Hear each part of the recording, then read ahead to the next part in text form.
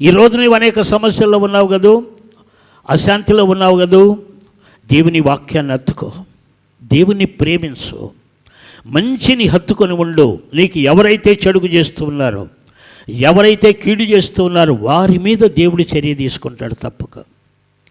అన్యాయాన్ని దేవుడు ప్రేమించడు ఎప్పుడు, ఆ న్యాయపక్షమునే ఉంటాడు. నీతిమంతుల పక్షమున ఉండే దేవుడు ఆయన, అవినీతిమంతుల పక్షమున ఉండడు ఆయన. అందుకే దేవుని యొక్క నీతిలో నీవు నిలవబడు, దేవుడు నీ పక్షమున వ్యాజ్యమాడతాడు.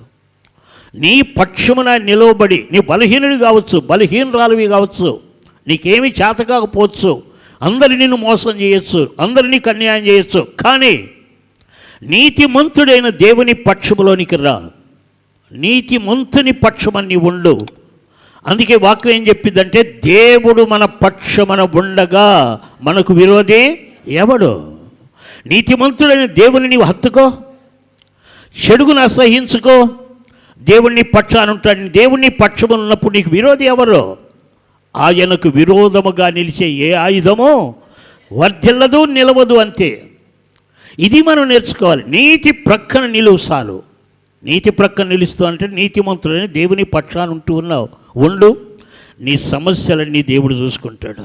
అదే ఆయన చెప్పింది, నీ భారము యెహోవా మీద మోపు, ఆయన మీద వేసేయి, ఆయన వైపు చూడు, నీ జీవితాన్ని సమర్పించుకో. నీ జీవితాన్ని బాగు చేసేది ఆయన, నీ కుటుంబాన్ని చక్కబెట్టేది ఆయన, నీకున్న ఈరోజు అశాంతిని, సమస్యలను తొలగించేది ఆయన.